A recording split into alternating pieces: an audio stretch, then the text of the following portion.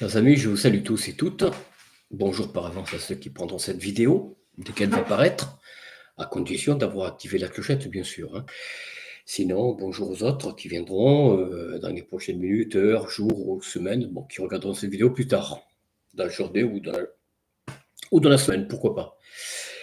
Voilà, j'espère que vous allez bien tous. Alors, n'oubliez pas de vous abonner. Je le dis toujours au début, parce qu'il y a des nouveaux qui arrivent, hein. Donc, abonnez-vous.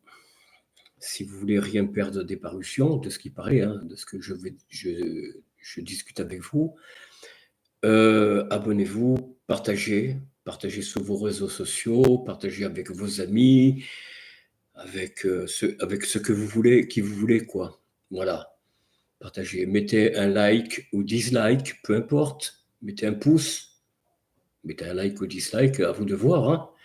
Vous avez le choix. Moi, je prends tout. Il n'y a pas de problème. Alors, de quoi allons-nous parler aujourd'hui? Alors, je vais commencer par où aller? C'est le titre de la vidéo. Oui, où aller? Aller où? À part la France, bon, quitter ce pays du fromage, on pourrait aller où?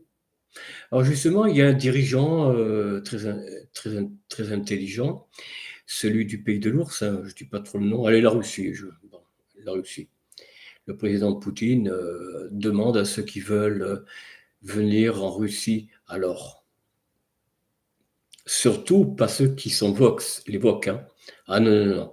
Ceux qui justement ne sont pas contents, ne sont pas d'accord avec la décadence actuelle dans notre pays, la France. Donc ils demandent aux Occidentaux, Anglais, Allemands, ceux qui veulent, hein, qui veulent fuir la décadence, le wokisme, etc. Vous voyez de quoi je veux parler. Bon, je ne vais pas m'étendre, hein, c'est pas la peine. Ils demandent de venir chez lui, donc en Russie. C'est pas tant pour fournir des garnisons. Il en a suffisamment. Il a un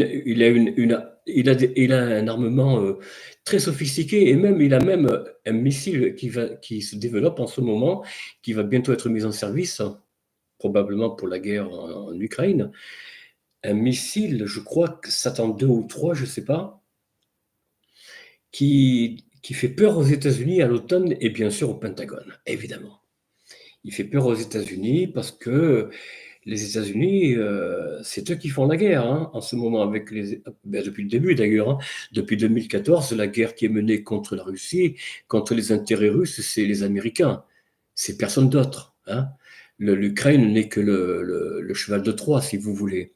Sachant que de toute façon, ils ont un armement léger, ils ont bien sûr quelques éléments de combat, mais à côté de la Russie, c'est nul, hein. C'est zéro. Zéro. Voilà, à chacun. C'est tout ce qu'on vous dit sur les combats à Koursk en ce moment, concernant la prise de Koursk par les Ukrainiens. Ben, c'est probablement vrai au départ, mais là ils sont coincés. Toute l'armée russe, enfin toute une grosse partie des bataillons russes sont autour de Koursk. Et donc les Ukrainiens ne peuvent pas avancer. Alors oui, on vous dit, ils ont fait sauter un pont, puis un autre pont, puis un troisième pont, et puis un quatrième, et puis un cinquième, et qu'ils avancent. Non. Non, la stratégie des Ukrainiens, c'est de venir à 5, je ne sais pas si c'est des blindés ou quoi, à 5 jeeps par exemple, on va dire, hein. Ils s'en envoient, alors ils arrivent ensemble, et sur les 5, il y en a une qui se détache, qui contourne la vigilance, on va dire, russe, qui avance un peu, et dès que les Russes en aperçoivent que les gens ont téléphoné, ont appelé le ministère de la Défense en disant « Oh là là, il y a des troupes ukrainiennes !» Il y a une Jeep, ou je ne sais pas quoi, un véhicule ukrainien. L'armée russe arrive, et l'autre, il rebousse le chemin. Et on vous dit, ils ont avancé. Non, ils n'ont rien avancé du tout. Ils ont fait une avancée de reconnaissance, mais les Russes ont prévenu l'armée arrive, et l'autre, là, il rebrousse le chemin, il revient en arrière. Ça, c'est le mensonge occidental. On vous ment. On vous ment.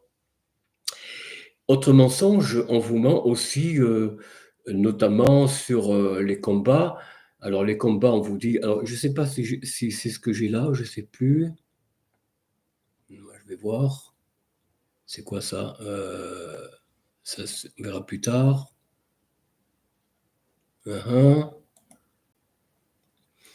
Voilà, Poutine. Alors moi, je vous explique. Hein, je vais vous montrer un petit peu, si vous voulez. Je vais vous montrer l'article.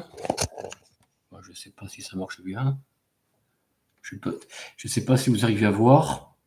Bon, c'est toujours, bien sûr, Zero Edge. Hein. C'est des articles de Zero Edge. Donc, par par Tyler Durden, toujours, hein, l'article. Alors, je vais vous le lire, je crois que ce sera mieux. Je vais pas y arriver. Alors, en fait, Poutine ouvre la Russie comme refuge pour les Occidentaux fuyant les idées néolibérales destructrices. Bon, je vous en ai parlé, le wokisme et le reste.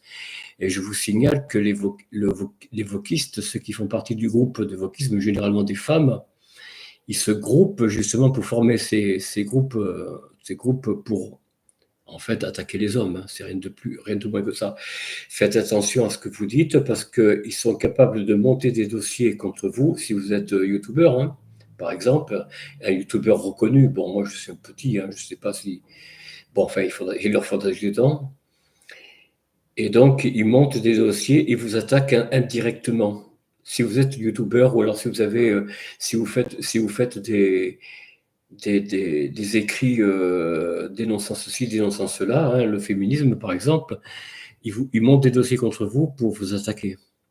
Faites attention. Bon, enfin, n'ayez pas peur non plus, hein, ils sont pas bon. Ils sont dangereux. Oui, oui, ils sont dangereux. Alors, en vertu d'un décret signé par le président Vladimir Poutine, la Russie assouplit les conditions de résidence temporaire pour les citoyens étrangers souhaitant échapper aux idées néolibérales destructrices, etc., etc. Indique le TASS. Le TASS, c'est le journal russe, bien sûr. Alors, je ne vais pas lire tout l'article, je crois qu'il est assez long, là aussi. Allez sur Zero Edge, vous le trouverez. La nouvelle politique de Poutine pourrait avoir été inspirée par une suggestion de l'italienne Irène Cecchini, étudiante dans une université de Moscou. Elle est mignonne, je peux vous dire. Je vais vous montrer. Je ne sais pas si je peux. Bon, allez, je peux. Je prends le droit. Ouais, je ne sais pas si vous la voyez. Poutine et ici la jeune étudiante italienne. Majeure, certainement. Si elle était mineure, je ne la prendrai pas. Alors, voilà. Voilà.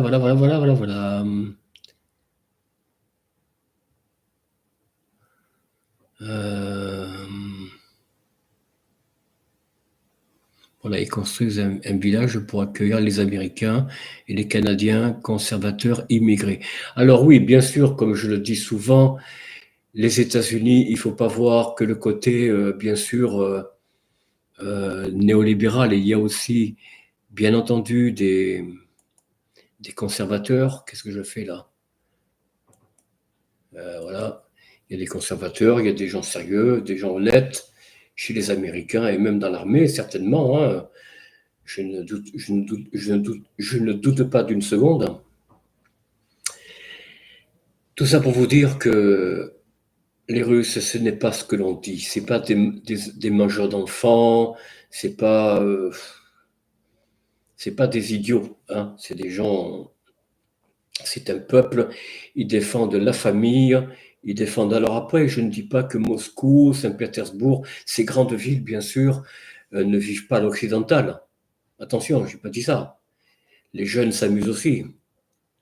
Mais il n'y a pas comme ici ces idées comme l'inauguration des Jeux Olympiques 2024 à Paris, hein, par exemple. Je ne vais pas dire le mot, mais vous voyez ce que je veux dire. J'ai rien contre. D'ailleurs, au passage, je ne fais pas d'injure à ceux qui sont comme ça. Hein. Que chacun vive dans son coin, dans sa vie privée, c'est pas un problème. Encore une fois, je le répète. Mais sur la voie publique, devant des millions et des milliards de téléspectateurs, on se fait foutre de nous, on se fait vraiment démolir par la presse étrangère. Alors, en France, on vous dit non, la presse américaine. Alors oui, une certaine presse américaine, une certaine presse étrangère, canadienne, chinoise, ce que vous voulez, on peut être pris par en disant oui, bravo, c'est bien, c'était une belle opération, les Jeux Olympiques, c'était super bien. Bien sûr, il y a une presse qui est qui vit dans le néolibéralisme. Il n'y a pas comment dire, je ne remets pas en cause, si, enfin, je remets en cause, mais je veux dire par là, il y a une presse, voilà, sur laquelle tous nos dirigeants et tous nos journaleux se fixent, c'est sur la presse amie. Mais on ne vous parle pas des autres. Ah non, le débat est interdit. Non, non, non, non. Il y a des journaux, pourtant très sérieux, des chaînes de télévision très sérieuses, étrangères, américaines ou autres, hein, qui n'ont pas apprécié. Voilà. Alors, revenons un petit peu à un autre sujet. Là, je ne vais pas trop m'étaler parce que mes vidéos paraissent longues, effectivement. Alors, là, on a vu ça. On passe au deuxième sujet, c'est le sondage. Alors, on vous ment. Là aussi, vous voyez, on vous dit que Harris, alors, comment elle s'appelle, elle, d'ailleurs bon, je vais, comment dire, ouais, je traduis pour aller plus vite. Comment elle s'appelle, elle? Ah, bon. Ah ben, décidément, Harris, bon, voilà, Harris, donc, arriverait en tête. Oui, effectivement, elle semblerait être en tête. Mais, par rapport à Donald Trump, c'est plus serré qu'on ne le dit. Selon, attendez, selon Reuters. Reuters, c'est un peu comme l'AFP, mais en plus grand. Reuters, c'est plus complexe que l'AFP. Voilà, l'agence Reuters donc donne Donald Trump légèrement derrière Kamala Harris. Je crois que c'est ça, Kamala Harris, oui. Mais pas de beaucoup. Par contre, voilà, sauf que ce n'est pas ce que Future Forward voit. Voilà. Eux, là,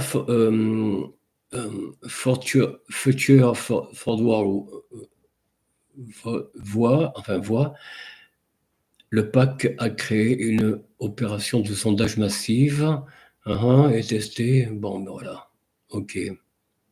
Selon McLean, la majorité de l'élan de Harris après son accession à Biden est venue des jeunes électeurs de couleur, bon, qui ont ouvert la voie à l'élection des États-Unis, non, aux États de la Sun Belt comme le Nevada, l'Arizona, la Géorgie, la Caroline du Nord, etc. Cela dit, la Pennsylvanie, l'État le plus important dans l'analyse du groupe, est un tirage au sort basé sur les sondages de Future Forward. Affirme que Harris doit gagner l'un des 3 États, la Pennsylvanie, la Caroline du Nord ou la Géorgie, pour remporter la Maison-Blanche. Il a averti que Harris n'avait pas encore complètement reconstruit la coalition Biden, composée de Noirs, d'Hispaniques et de jeunes électeurs, qui lui a valu la Maison-Blanche en 2020. McLean a déclaré que les sondages montrent que le public souhaite des positions politiques plus détaillées de la part de Harris. Ah oui, parce que Harris, c'est pas très clair. C'est pas très clair. On dit que Harris est défendu par les femmes et Trump défendu par les hommes. Bon, ou soutenu si vous préférez. Mais c'est pas tout à fait ça. Les femmes n'apprécient pas beaucoup Kamala Harris, croyez-moi. Selon une source que j'ai vue il y a 2 jours, je ne sais plus, 1 jour ou 2, mais dont je ne me rappelle pas la source. Voilà. Bon, bref, de toute façon, pour le moment, Harris n'est pas vraiment en position de gagner l'élection, contrairement à ce qu'on vous dit. Peut-être qu'elle l'emportera, mais ce sera que d'une courte tête, hein, à condition qu'il n'y ait pas de fraude au passage. En plus, pour donner une majorité plus ample à Kamala Harris, comme pour Biden en 2020. Voilà un petit peu pour la deuxième partie de l'actualité. Pour la troisième, alors je vais vous la lire quand même. Je vais vous la lire, c'est concernant le pox. Là aussi, que se passe-t-il réellement avec la variole du singe? Bon, L'Organisation mondiale de la santé, l'OMS, a agi comme prévu cette semaine et a déclaré que la variole du singe était une urgence de santé publique de portée internationale, USPI. Rien que ça. Ainsi que, bon, si l'inquiétude est justifiée, elle est en grande partie mal orientée. Bon. La variole du singe, autrefois appelée variole. La variole du singe, autrefois appelée la variole du singe, bon, est causée par un virus qui infecte normalement les rongeurs africains tels que les rats et les écureuils. Moins. Oui. Eh bien ça, alors la variole, moi je ne suis pas tout à fait d'accord sur cette définition. Vous voyez, je suis un petit peu, c'est toujours Zero Edge qui le dit. Les trois sources que je vous ai données sur, voilà, sur la venue des Occidentaux en Russie, sur le sondage Trump-Kamala Harris, Donald Trump-Kamala Harris, et là sur le Mpox appelé variole du singe, la variole n'est pas... Alors, du singe, pourquoi du singe, j'en sais rien. C'est parce qu'il a été testé sur les animaux, tout simplement. Mais en réalité, ça ne vient pas du singe de l'écureuil, ça vient encore, je le dis, je le redis, ça vient simplement d'une expérimentation qui, en 2017, au Canada, a pris pour cible des chevaux pour tester. Alors, ils ont probablement, les Canadiens ou les Américains, j'en sais rien, en tout cas, ils ont testé en laboratoire. Ils ont réveillé, si vous voulez, l'ancienne bactérie de la variole, qui avait été depuis des siècles, enfin, pas un millier de,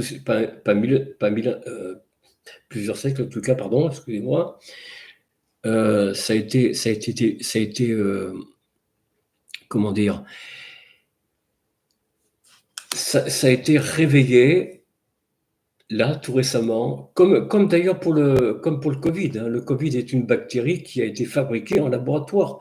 On ne le dit plus, ça a été rapidement étouffé, mais c'est simplement ça. Ce n'est pas ni le pangolin, ni quoi que ce soit, ni les chauves-souris. Alors, je reviens un petit peu en arrière, enfin, pas tant que ça. Alors, où aller? Vous allez me dire, où aller pour s'expatrier, pour vivre heureux? Bon, ben, la Russie, pourquoi pas, ceux qui craignent pas le froid. Parce que bon, là-bas, c'est des moins 50 et moins 60 hein, en plein hiver. Par contre, l'été, il fait chaud. Et par contre, attention, vous avalez des mouches, hein, des mouches et des moustiques, parce que là-bas, ils vous attaquent. Hein. Enfin, ils vous attaquent. Ils vous rentrent dedans, quoi. Portés par le vent, etc. Alors, le Mpox, je viens de vous le dire. On en a parlé. Le sondage Kamala Harris, Donald Trump, on en a parlé aussi. Donc, je ne vais pas m'étaler plus que ça, chers amis, sur l'information. Alors, je ne vous montre pas parce que, encore une fois, je n'ai pas encore pris le temps de faire un montage avec mon nouveau logiciel. Il est complexe, hein. Il est très complexe. C'est pas si simple que ça. Voilà, chers amis, un petit peu où je voulais en venir. Donc, je reviens ici avec vous. Voilà, chers amis, on a fait le tour. Maintenant, qu'est-ce que j'ai à vous dire? Vivez heureux. Ben oui. Alors tiens, justement, à ce propos, à propos de vivre heureux, justement, ça c'est quoi ça? Non, ça n'a rien à voir. Alors, à propos de vivre heureux, eh ben justement, on va se faire un petit plaisir. Ah, je ne sais pas si ça va marcher. Non, bon, allez, c'est pas la peine. Je ne vais pas vous faire sourire ce matin. C'est pas que j'ai pas envie de rigoler, mais j'ai pas de logiciel, donc vous allez peut-être pas voir, entendre oui, mais voir peut-être pas de manière convenable les images. Chers amis, je vous souhaite une bonne journée. Aimez vos enfants, aimez-vous, aimez vos parents, vos grands-parents, vos arrière-grands-parents pour les plus jeunes. Et puis surtout, en second lieu, aimez vos amis, votre ami, amieux, ou vos amis au pluriel, hein, homme ou femme, ou homme tout court, ou femme tout court, bon, peu importe. Aimez vos amis, soyez heureux, portez-vous bien, et je vous dis à très bientôt. Bye bye.